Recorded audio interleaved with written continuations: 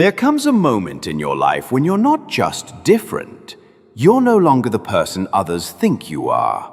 Not because you rebelled, not because you're trying to change, but because something inside you has cracked open, quietly, privately, without permission.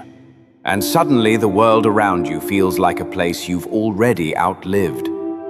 The conversations feel too small, the distractions too loud, the expectations too heavy, the people too distant, even when they're standing right next to you. It's not ego, it's not superiority, it's not pride, it's evolution. And evolution always comes with a cost. And the deepest pain of that evolution is realizing you're outgrowing the environment that once made you feel safe. No one warns you that inner growth demands shedding. Not just habits, not just beliefs, but entire versions of yourself, and sometimes the people attached to those versions. The silent pain isn't that others leave you, it's that you begin to see the invisible distance between who you were and who you're becoming. Psychologists call it identity transcendence. Mystics call it the shifting of frequencies. Philosophers call it the reorientation of the self.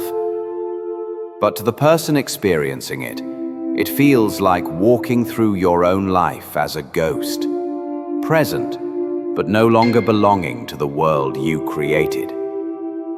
One of the first things you notice when you evolve is how loud unconsciousness becomes. Where others speak from reaction, you begin to speak from reflection. Where others cling, you begin to release. Where others blame, you begin to understand. And where others rush, you begin to slow down and listen to the deeper currents moving beneath everything. And that creates a separation, not chosen but unavoidable. Because awareness transforms how you see people. You begin noticing patterns that were once invisible. You sense fractures in their emotions, unspoken motives, unhealed wounds, fear disguised as confidence, and longing disguised as anger. You see these things not to judge, but because your perception has risen above the fog. But the danger is this: once you see clearly, you cannot return to blindness, and clarity often isolates. As you evolve, another truth emerges, one so subtle and yet so piercing that it redefines every interaction you have. Growth creates asymmetry. When you change, your relationships don't always adapt with you. Some people will try to anchor you to your old identity because it's the one they're comfortable with. Your growth becomes evidence of what they resisted in themselves. Your clarity exposes the illusions they are still clinging to. Your new boundaries disturb the dynamics they once depended on. And they may accuse you of being distant, cold, disconnected. Not because you are, but because you're no longer available to play the same emotional games. This is the price of alignment. This is the cost of reclaiming your mind. And the danger is that you may begin to feel guilty for outgrowing what no longer nourishes you.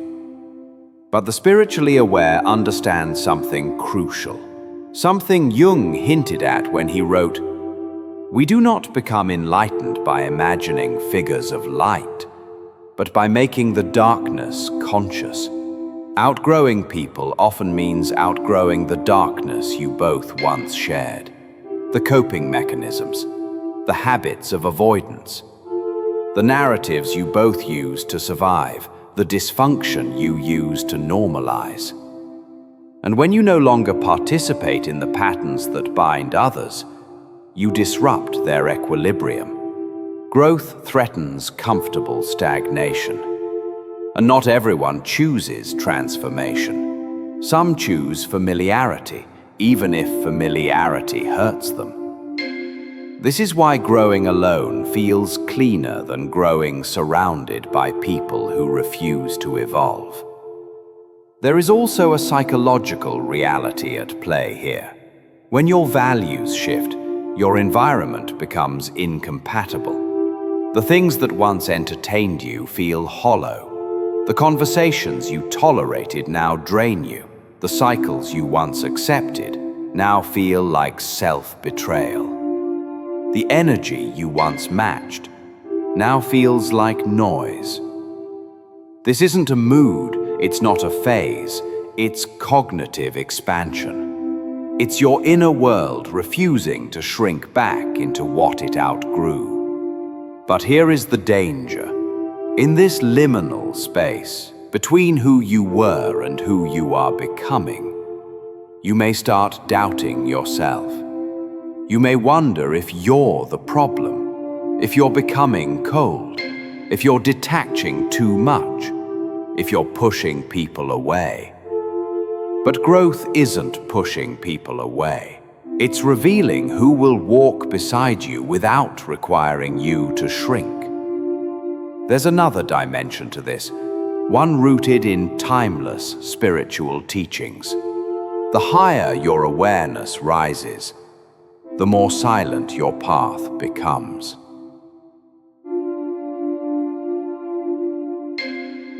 Why? Because awakening is not a social experience. It's a solitary initiation. You confront truths no one else wants to look at. You question beliefs people cling to. You release attachments others treat as identity. You forgive yourself in places they still blame themselves.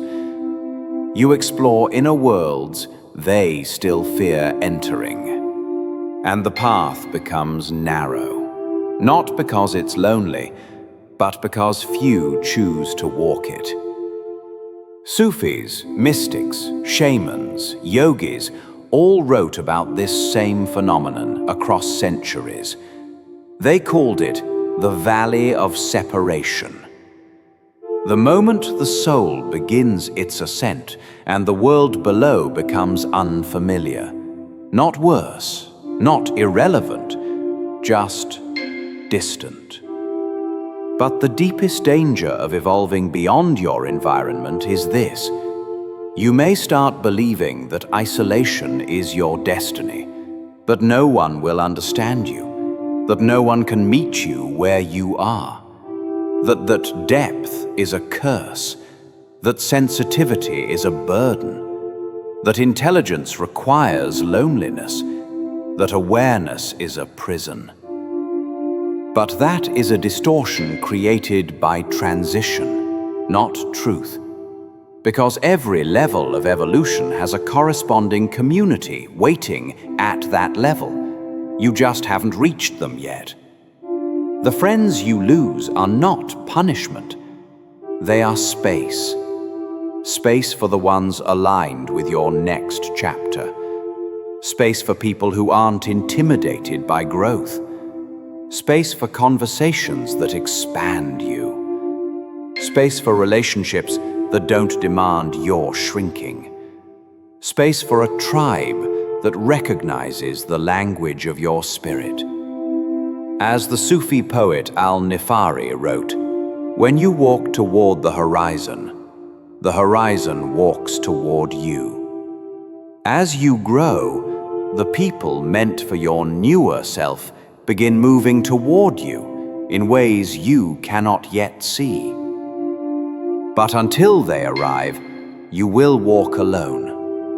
And that walk will shape you in ways comfort never could. Solitude teaches discernment. Silence teaches direction. Distance teaches clarity. And pain teaches depth. Evolving beyond your environment isn't the end of your story. It's the initiation into the next one. You are not outgrowing people to be alone. You are outgrowing people so you can finally meet the ones who grow like you do.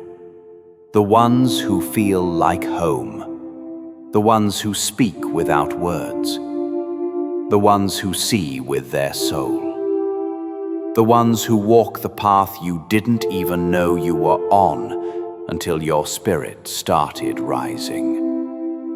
You outgrow your environment so you can find your destiny. And the moment you stop running back to who you were, your future finally has permission to arrive.